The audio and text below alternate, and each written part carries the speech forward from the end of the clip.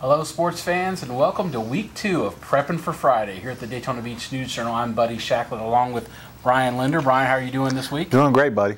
Brian got to check out the Mainland Buccaneers over in Orlando last week. I got a chance to go see some other teams with Seabreeze and Flagler Palm Coast. Brian's just going to give us a little bit of what he saw of those Buccaneers. We've kind of seen two different versions this year, if you will. Yeah, you know, buddy, I've seen Mainland a couple times now, and both times they struggled on offense. And, you know, I was looking at them last Friday night. Cameron Hadley come out, they started him at quarterback. They worked in Javon Wright a little bit. And, you know, they tried some things, but at the end of the first half, you know, they had 11 total yards of offense. And they hit one big pass there at the end, an untimed down, got 40 yards. And, you know, I've seen a lot of teams, I've seen a lot of football over the last few years, buddy, and one thing that kind of stuck out to me is, I believe in the second half of that game, there was a kick, Quentin Powell picks it up and he runs it back, and I'm looking at one of the biggest, fastest kids on the field. And, you know, coming from South Carolina, buddy, you know, I seen Quentin's headed to Florida, and I seen the former Florida Gator and Carlos Dunlap.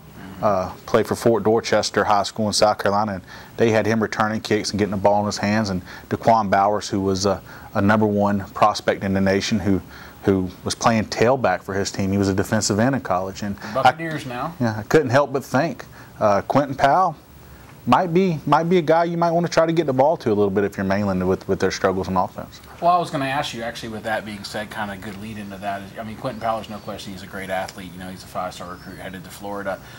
They've talked about playing him some on offense.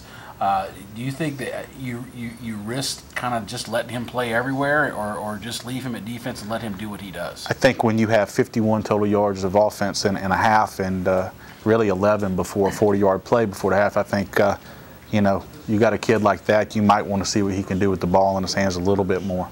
And Cameron Hadley, he's kind of been thrust into that quarterback role.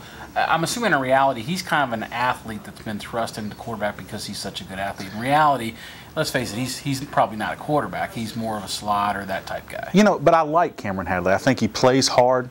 He's one of those kids that he's a gamer. You know, one of those kids in the schoolyard that always seems to make the right player be in the right place. And, you know, if nothing else, you know, Friday night was a tough loss for them against Orlando Jones, but Cameron Hadley played hard, and I've been impressed with him so far. The question I wanted to know, having seen Mainland, I saw him the week before against DeLand, is Jones simply that good? I mean, I know they've got some rare guys, you know, some big-time players, but are they just that good, or was it a combination of Jones being that good and Mainland just kind of maybe not being prepared, or maybe not taking them, you know, taking them too lightly or something to that effect? Well, Mainland did have 5 starters injured, according to Coach Wilson, and you know, Orlando Jones, take nothing away from them. They are a fantastic football team. Levante Whitfield, unranked, mind you. Well, Levante Whitfield is headed to Florida State, and that kid's as fast as can be. And they got a couple of kids. That quarterback they had was great, and Tyran Taylor was great, another wide receiver who impressed me. And I don't know if he's not going somewhere. I don't know why. So they're a spectacular team, and I think 2 weeks from now they're going to play Booker T. Washington in Miami, which I think is going to be a heck of a football game. The Buccaneers, they turn around and they play Port St. Lucie Treasure Coast Thursday night of this week in a rare Thursday game. We've got a kind of an east side, west side this week. We've got Mainland hosting Port St. Lucie Treasure Coast at Municipal Stadium at 7 o'clock. We've also got University hosting over at Deltona High School. They're hosting Kissimmee Gateway at 7 o'clock. So we've got both sides of the county going on. What does Mainland have to do at this point against an undefeated 2-0 Port St. Lucie Treasure Coast team that's traditionally produced some pretty good athletes? Well, I think, you know, for starters, they just need to come out and establish a run game. I mean, you're talking about a team who talked up being a hardcore, you know, punch it in your mouth, run the football type of team, and they've struggled mightily to just run the football, and the 2 times I've seen them. So I think they have to establish that and then get some guys healthy. You know, Matt Moak is a kid who we've heard about as a quarterback for them, who I think they said at a 7-on-7 over the summer threw 42 touchdowns, no interceptions. And he's kind of the legend right now because you haven't seen him play. And everybody, Quentin Powell said, you know, I said, Quentin, you know, don't lie to him, is this kid the real deal? And he said, man, I'm telling you, he's for real. But we haven't seen him play yet. He's dealing with a little bit of a knee injury. So that could be a game changer in itself if they get Matt Moak out there. And in the big picture, in reality, this isn't a district game. District games don't arrive until the week after next. You know, so in reality with Mainland, these losses and maybe the struggle right now doesn't mean anything as far as the big picture goes. And that's getting to the state playoffs and, of course, doing something there like they did last year and going to the state semifinals. So don't give up on the Buccaneers just yet. You know, that kind of takes us ahead to our game of the week this week.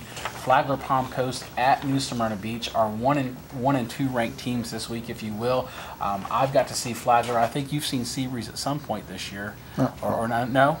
You talking about New Smyrna Beach? Yeah, I'm sorry, New Smyrna Beach. I saw New Smyrna against Titusville, and they showed a little bit of moxie, coming back. And I said in the previous edition, I liked Marcus Johnson, their young quarterback. He did throw 3 interceptions in that first game, but he's a very athletic kid. And of course, they have James Clark. And I was actually down Palm Coast yesterday, and I watched a little bit of Flagler's practice, and really impressed with what Flagler was doing in practice. They had a really good practice going, and they had some good-looking kids. So I think that could be a good game, and really a big game for both of those teams. Kind of two teams that I don't think that maybe we expected to be 2-0 right now, but have come out and showed themselves to be maybe 2 of our better teams in the region.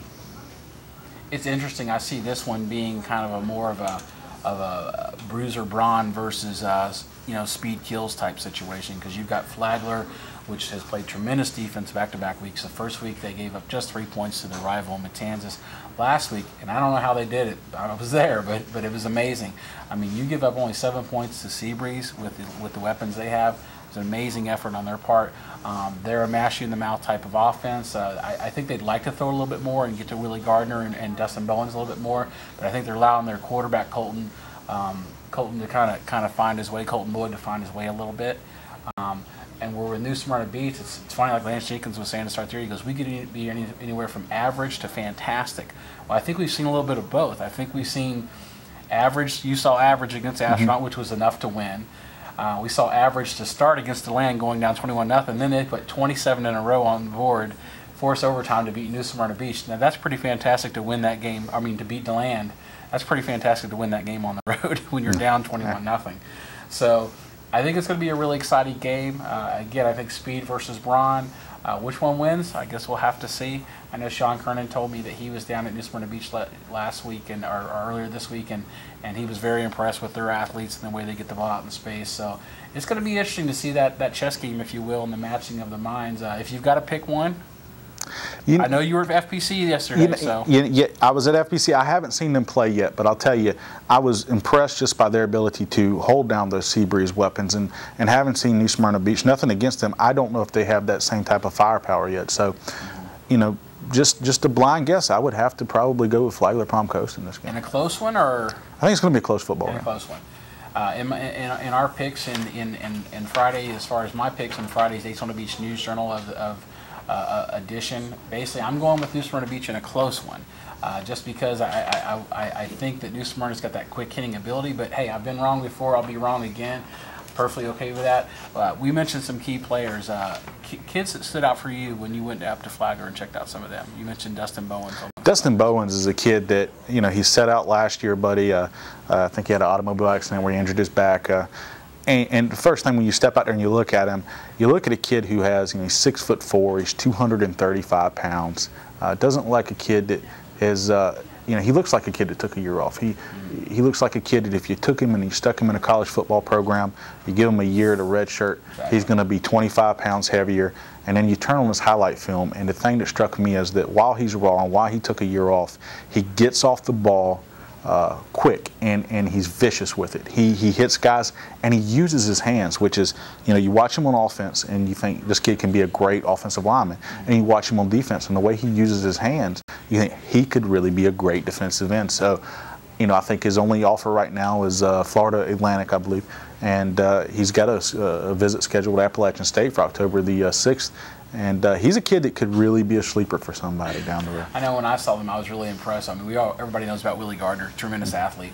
I was impressed with little Jimmy Robinson. I mean, he's only a sophomore, but you talk about quick to the hole and just. And the thing that I find, we've seen great backs like this before. He's hard to find because he's so small. But by the time you find him, it's too late. So I think he could give New Smyrna some problems because again, he's hard to find.